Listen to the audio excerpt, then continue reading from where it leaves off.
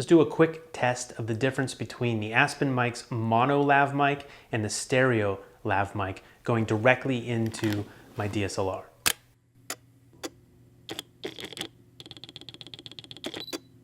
right, so right now you are hearing the mono version of this microphone, and it's just going to go to the left side of the audio inside my Canon 60D.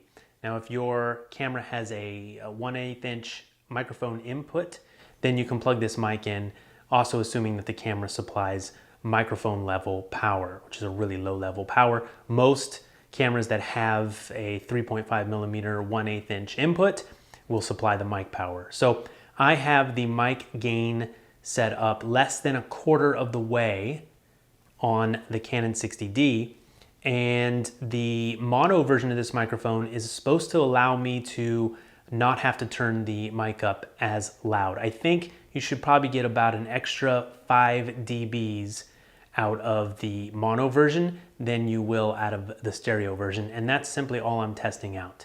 And I will put the stereo version at the same level and see if it is not as loud, which means we would have to turn up the preamp louder to get the same level. So let's check out the stereo version.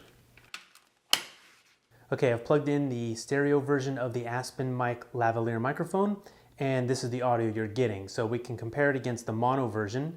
All right, so right now you are hearing the mono version of this microphone, and this is the stereo version. So the levels are exactly the same in the camera. So it's manual levels. It is 2 clicks down from a quarter of the way full. So there are little quarter markers in the settings that you can see. And I think it's 14 clicks up from 0. Okay, so 0 being off, and then 1, 2, 3, 4, all the way to 14. Now that's as opposed to if I use something like my Sennheiser, which has a preamp inside it, I would probably be about 4 clicks up on the gain. So this is still really good audio, but this is also very specific because you can't be very far from the camera. In this case, I'm only a couple feet away right here. I can touch the camera because the wire is not going to be very long. There may be an extension you can get for this. I'll have to look into that. But if you're shooting close, talking head like this, this could be a really good option for a lot of different cameras. So I just wanted to see the difference in the level between the stereo mic and the mono version, because the mono version is supposed to be a little more sensitive. So you'll be able to get more signal out of it by pushing your preamp even less. So with this microphone, on the levels I'm getting, it's just under -12. At least that's what it was showing when I set it up.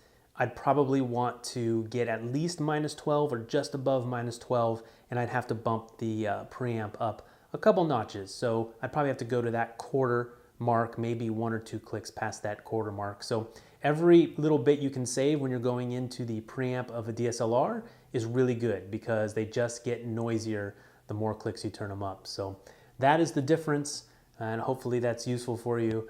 Certainly gives me some idea of whether I can record directly into the camera, and I think I can. This is totally usable audio. So see you next time.